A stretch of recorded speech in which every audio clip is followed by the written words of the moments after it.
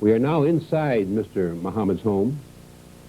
We want to thank him for being so gracious in extending this opportunity for us to explore with him the full meaning of the black Muslims.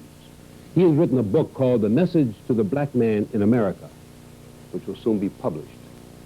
And we have used this book to base a number of our questions to Mr. Muhammad. Mr. Muhammad, in this book you make a number of stipulations of which we would like to press you on in the course of this session today.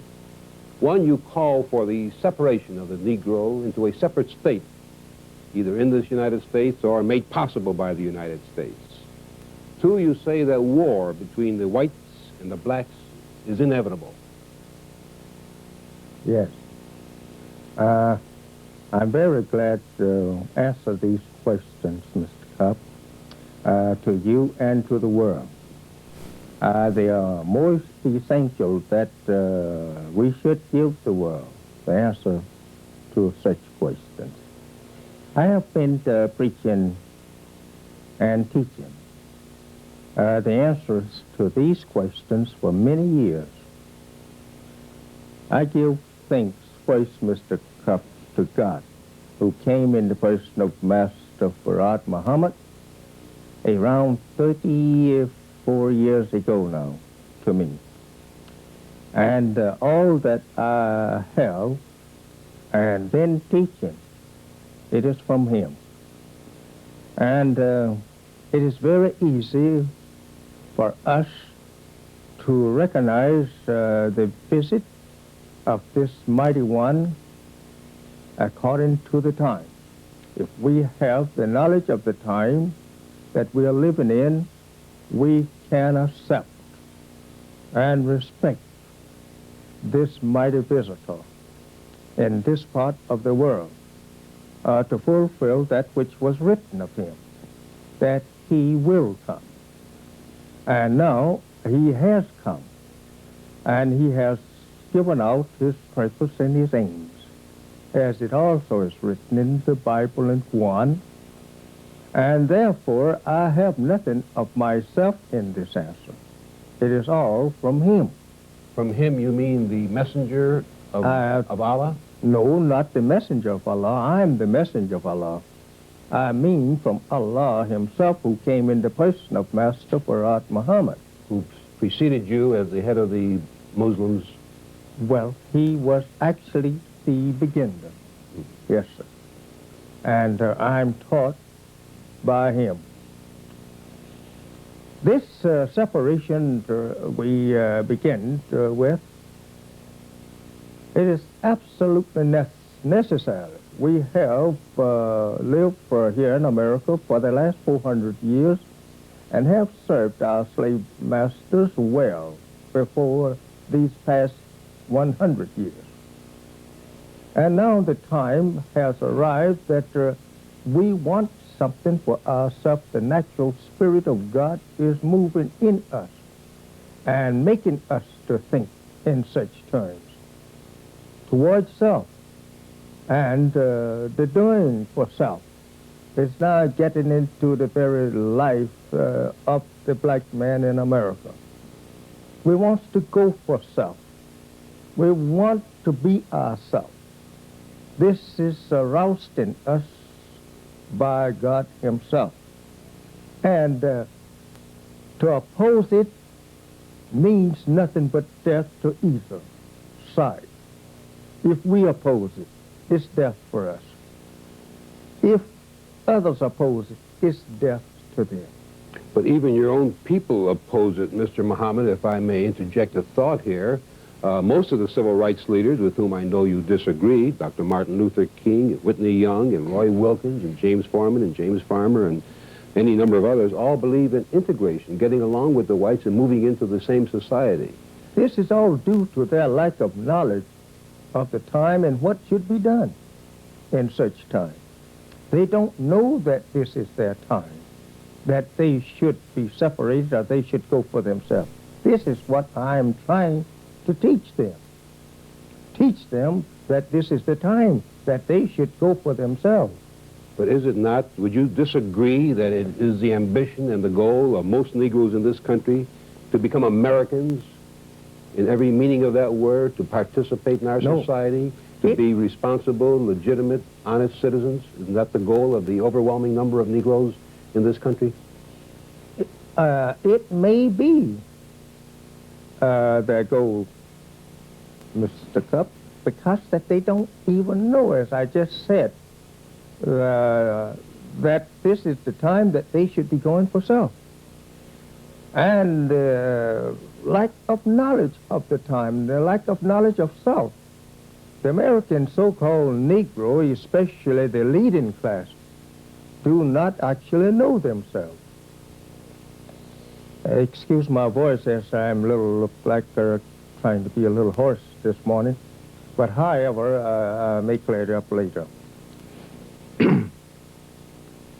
America's so-called Negro, as you know, have been kept in the dark of the truth of self and kind for now 400 years, and the only one to break forth this truth, it is God himself, as it is written in the Bible, Ezekiel, and prophesied by Jesus, that the dead must rise, mentally dead. So our so-called leadership is as dumb as those they are leading to this knowledge. Therefore, they hoped that they could have a place somewhere in the life of the white man of America and in his country and government. They seek that place. Not that they seek some portion of the country, earth here. They seek only recognition of the white man as being a citizen of America and being his equal. And this is the wrong thing to be seeking, since we now have served our prophetic term of slavery here in America, and now we have a taste of education of our slave masters and their children. We don't go now to the colleges and universities of the white man looking for degrees to go back to him then for a job, to work, live with him, or some bread in the break line. Well, what is wrong with that ambition, Mr. Muhammad? It seems to be working out in growing numbers. A subject, a servant all the time. He's not getting an equal place with his master by seeking a job. The only thing that he should seek now, since he admits that he's free, and he is free, he's not no more a servant or slave. But he's free. The growing number of Negroes who have achieved prominence in all the fields of this country, economic, the social life, the arts, indicates that there is tremendous progress being made, and the growing middle class of the Negro is tremendous today, with a tremendous purchasing power. Mr. Cup, but the progress is only being made to the position or status of a more prominent servant, and not a servant that is equal with his master and owning such thing is placed on this earth that he can call his own like his master. Then you say that people like the Dr. Ralph Bunches and any number of other Negroes who have achieved fame and fortune are still servants in this community? His fame and fortune is not his. That's the white man. He have achieved fame and fortune for the white man, not for his black man.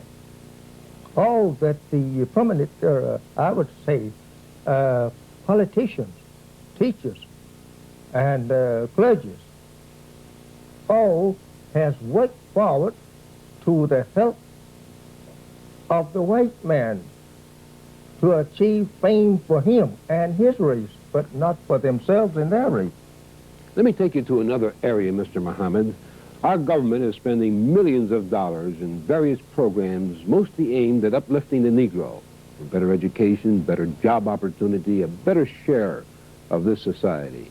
Now, isn't that a worthy commentary on the white man's role? If the slave master gets rich and richer, he can do better by his servant, his slave. But the slave is now, Isaiah says, stands at the crossroads. He can go for himself. And why not the master teach him how to go for himself and provide him with the necessary means to go for himself, and not say, keep petting him around his door Let's assume, with a better suit of clothes. let's assume, Mr. Muhammad, that your separation policy comes into effect.